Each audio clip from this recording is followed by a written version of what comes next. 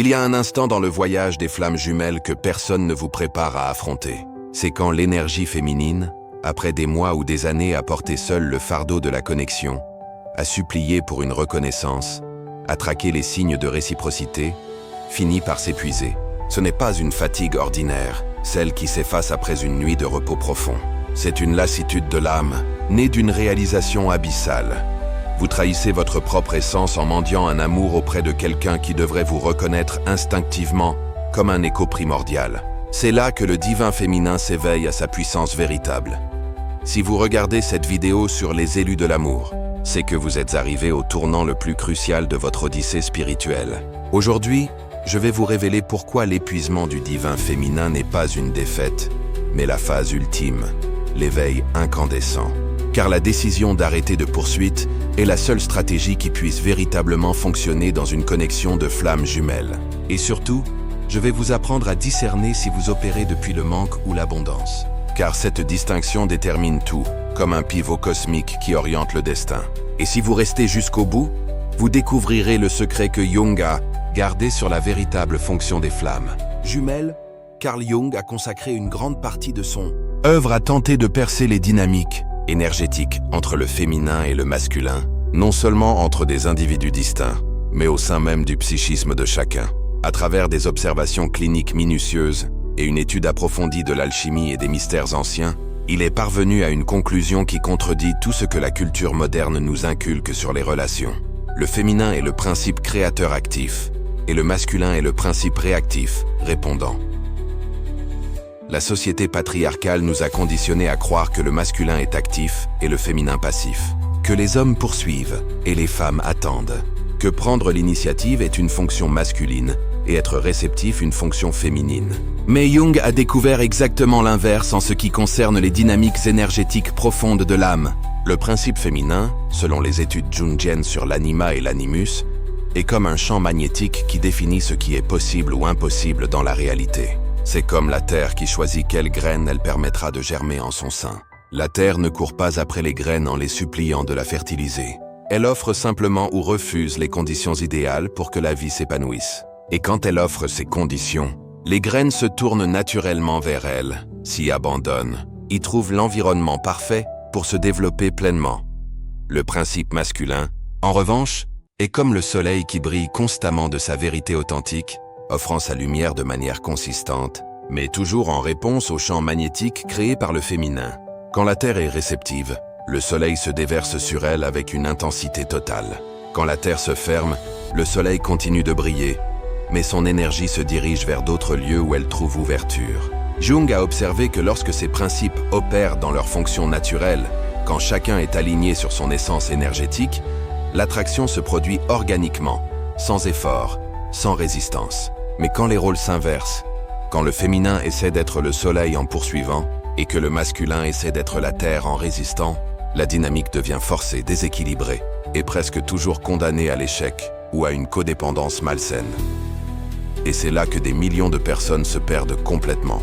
Elles confondent la polarité énergétique avec le genre physique, pensent que être féminin signifie être soumis ou passif, alors qu'en réalité, cela signifie être le sélectionneur et le créateur des réalités. Dans les dynamiques de flammes jumelles, peu importe qui est dans un corps d'homme ou de femme, il y a toujours une âme qui porte principalement l'énergie féminine et une autre l'énergie masculine dans cette connexion spécifique. Et Jung a perçu quelque chose de révolutionnaire quand deux moitiés de la même âme se reconnaissent à travers des personnes différentes. L'union consciente ne devient possible que lorsque chacun assume pleinement sa polarité énergétique naturelle, sans tenter de forcer ou d'inverser les rôles que l'univers leur a assignés. Jung a documenté de manière exhaustive, dans ses sessions cliniques, que les couples qui maintenaient des relations profondes et durables étaient toujours ceux où chaque personne honorait naturellement sa polarité énergétique, et que ceux qui vivaient des cycles infernaux de conflits, de séparation et de retrouvailles étaient invariablement ceux où les polarités étaient confuses ou complètement inversées. Quand il s'agit spécifiquement des flammes jumelles, Jung a fait une découverte encore plus précise. L'âme qui porte l'énergie féminine dans la dynamique est toujours celle qui définit si l'union se matérialisera ou non. Peu importe qu'elle soit dans un corps masculin ou féminin, peu importe qu'elle apparaisse socialement plus forte ou plus faible. Et voici la partie qui pourrait sembler controversée. mais que Jung a documenté de manière irréfutable. Quand le féminin poursuit, quand il abandonne sa propre plénitude pour courir après le masculin, quand il essaie de convaincre par des arguments rationnels ou des manipulations émotionnelles, le masculin se retire automatiquement, non par cruauté, non par manque d'amour, mais parce qu'énergétiquement, il sent que le champ magnétique est inversé, que quelque chose de fondamental est hors de l'ordre naturel. En revanche, quand le féminin s'établit dans sa propre souveraineté, quand il se choisit comme source primaire d'amour et de plénitude, quand il cesse de poursuivre et commence à rayonner sa propre lumière authentique, le masculin ressent immédiatement ce changement et est naturellement attiré, comme l'abeille vers le nectar, comme le fleuve vers l'océan. Ce n'est pas de la manipulation ou des jeux psychologiques. C'est une loi énergétique aussi naturelle que la respiration. Et quand vous comprenez et opérez consciemment avec cette loi, toute la dynamique de votre connexion flamme jumelle se transforme, car vous naviguez enfin avec le courant énergétique naturel, au lieu de lutter désespérément contre lui, comme un nageur épuisé par les vagues contraires. Pour comprendre comment appliquer cette compréhension de manière pratique, vous devez d'abord identifier avec une honnêteté absolue quelle polarité vous portez dans votre dynamique flamme jumelle spécifique. Et cela ne correspond pas toujours à votre genre physique ou à vos caractéristiques de personnalité superficielle. Jung a développé des moyens précis pour reconnaître la polarité énergétique en observant non pas ce que les gens font extérieurement, mais comment ils ressentent et réagissent énergétiquement l'un à l'autre. Si vous portez l'énergie féminine dans la dynamique, vous ressentez probablement une attraction qui est à la fois magnétique et sélective. Vous n'êtes pas attiré par n'importe qui, mais quand vous connectez avec votre flamme jumelle, l'attraction est totale, enveloppante, comme si chaque cellule de votre être reconnaît cette énergie comme un fragment perdu de soi. Vous pourriez aussi ressentir un besoin intense de fusion, de dissoudre les frontières, de devenir une seule entité avec eux. Et quand ils s'éloignent ou créent de la distance, vous avez l'impression qu'une partie essentielle de vous est arrachée, comme un arbre déraciné par une tempête. En revanche, si vous portez l'énergie masculine dans la dynamique, vous ressentez probablement une attraction plus focalisée, dirigée, comme un rayon laser pointé sur cette personne spécifique. Vous pourriez sentir une certitude inébranlable qu'ils sont l'élu, même quand ils sont inconsistants ou confus à votre égard. Vous pourriez aussi ressentir des impulsions naturelles à les protéger, à être fort pour eux, à créer de la stabilité pour qu'ils puissent s'épanouir pleinement. Si vous êtes le pôle masculin, vous avez plus de facilité à maintenir votre individualité même en étant profondément connecté. Vous pouvez aimer intensément sans perdre votre sens de l'identité dans le processus. Et quand le féminin s'éloigne ou crée du drame, vous vous sentez confus mais pas détruit. Vous parvenez à maintenir une base émotionnelle relativement stable, même durant les turbulences relationnelles. Jung a observé que le vrai masculin est naturellement réactif à l'état énergétique du féminin. Quand elle s'établit dans sa souveraineté, rayonnant dans sa propre vérité, il se sent naturellement attiré et poussé à s'approcher, à offrir, à courtiser. Mais quand elle poursuit needy essayant de convaincre, il se retire instinctivement. Non par cruauté, mais parce qu'il sent que quelque chose est énergétiquement inversé. Cette réactivité masculine n'est pas un défaut ou une méchanceté. C'est sa fonction énergétique naturelle, comme une boussole qui pointe toujours vers le nord magnétique. Le masculin s'oriente toujours vers le féminin qui rayonne sa propre lumière authentique. Mais quand le féminin court après lui, c'est comme si le nord magnétique bouge constamment, rendant impossible pour la boussole de trouver une direction stable. Et nous arrivons ici au point central de tout. Pourquoi le féminin doit-il s'arrêter en premier? Parce que s'arrêter ne signifie pas renoncer ou devenir indifférent. Cela signifie exactement l'inverse. Cela signifie cesser de se déplacer dans la direction de l'autre pour commencer à se déplacer dans sa propre direction, comme un fleuve qui retrouve son lit naturel. Jung a perçu que la phase finale du voyage des flammes jumelles commence toujours quand le féminin fait un choix intérieur fondamental. Se choisir comme source primaire d'amour, de plénitude et d'épanouissement. Non comme une stratégie pour conquérir le masculin, mais comme un acte authentique d'amour propre et de souveraineté personnelle. Quand le féminin cesse de s'abandonner émotionnellement dans l'espoir de conquérir le masculin, quand il arrête de se modeler pour être ce qu'il pense que l'autre veut, quand il cesse de sacrifier sa propre vérité pour maintenir la connexion, quelque chose d'extraordinaire se produit dans le champ énergétique entre eux. Le féminin commence à rayonner une fréquence complètement différente, une fréquence de choix conscient au lieu de besoins désespérés. une fréquence d'abondance intérieure au lieu de manque émotionnel. Et le masculin, qui est naturellement réactif au champ énergétique créé par le féminin, ressent immédiatement ce changement profond. C'est comme si elle allumait une lumière qui n'existait pas auparavant. C'est comme si elle devenait magnétique, d'une manière qui n'était pas possible quand elle courait après. Jung a documenté ce phénomène dans des dizaines de cas cliniques où des personnes dans des dynamiques obsessives, avec leurs supposées flammes jumelles, parvenaient à transformer complètement ces dynamiques simplement en changeant leur relation avec elles-mêmes. L'une des patientes les plus marquantes de Jung a passé 2 années entières à poursuivre un homme qu'elle croyait être sa flamme jumelle. Elle changeait ses plans pour être disponible quand il le voulait, supprimait ses propres opinions pour ne pas le contrarier, sacrifiait amitié et intérêt personnel pour se dédier entièrement à la connexion avec lui. Plus elle faisait cela, plus il s'éloignait, plus il devenait évasif et inconstant dans ses démonstrations d'intérêt. Jung a travaillé avec cette femme pendant des mois, l'aidant à comprendre que son obsession pour l'union extérieure empêchait son individuation intérieure. Quand elle a enfin réussi à s'établir dans sa propre souveraineté, quand elle a enfin choisi de prioriser sa propre croissance au lieu d'attendre après lui, quelque chose de remarquable s'est produit.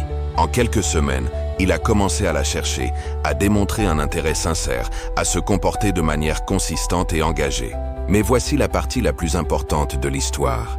Quand il s'est enfin approché avec des intentions sérieuses, elle a découvert qu'elle n'avait plus besoin de lui de la même manière désespérée. Elle ressentait toujours de l'amour et de l'attraction.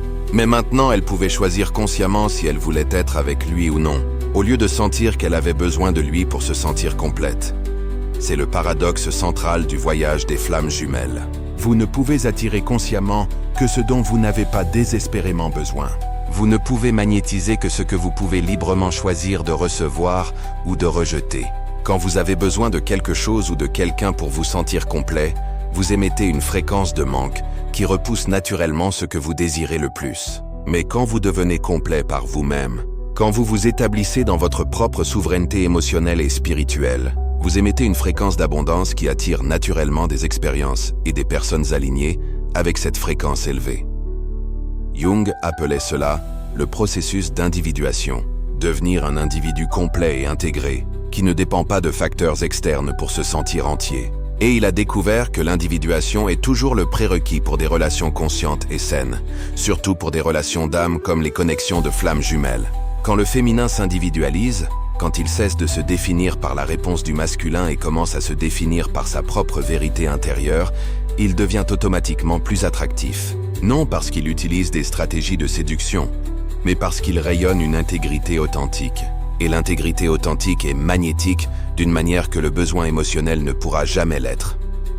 Le masculin, qui se retirait auparavant de l'énergie de besoin et de poursuite, se sent maintenant naturellement attiré par l'énergie de choix et de souveraineté. Il sent qu'il peut s'approcher, sans être aspiré dans un vortex de dépendance émotionnelle. Il sent qu'il peut offrir son amour, sans que cela soit interprété comme une obligation de combler des vides émotionnels qui ne sont pas de sa responsabilité. Mais il y a une nuance très importante dans ce processus que la plupart des gens ne comprennent pas. Quand le féminin se choisit en premier, cela ne signifie pas qu'il devient égoïste ou indifférent au masculin.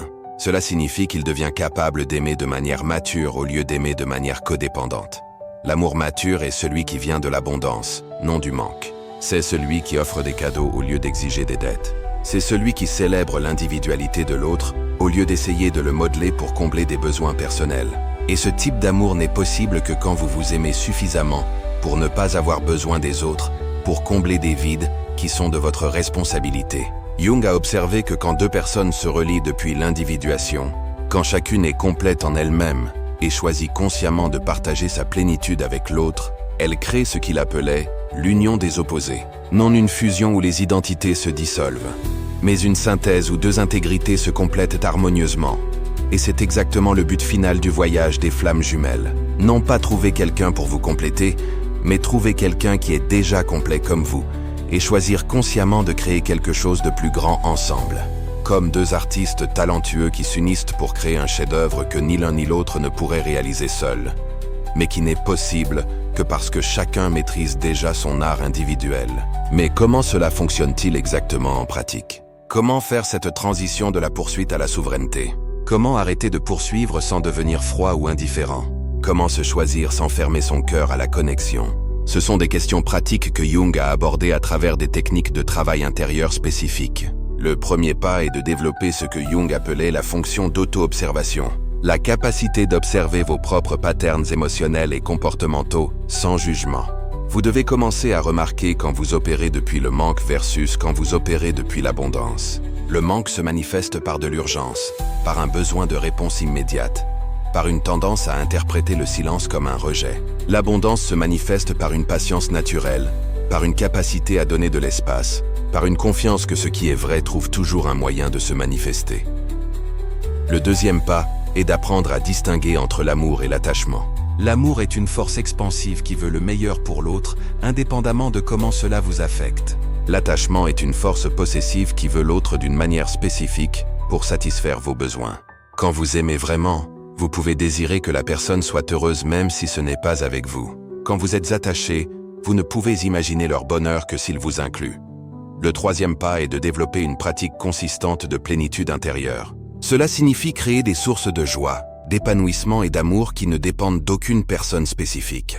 Cela peut être l'art, la nature, la spiritualité, un travail significatif, des amitiés profondes, toute activité qui vous connecte à votre propre essence et vous fait vous sentir vivant par vous-même. Le quatrième pas est d'apprendre à établir des frontières énergétiques saines. Cela signifie arrêter de se modeler pour plaire, arrêter de supprimer sa vérité pour éviter les conflits, arrêter de se rendre émotionnellement disponible pour ceux qui ne démontrent pas une réciprocité consistante, non par vengeance ou manipulation, mais par un respect de soi fondamental. Et le cinquième pas, peut-être le plus important, est de cultiver une relation intime et aimante avec votre propre compagnie.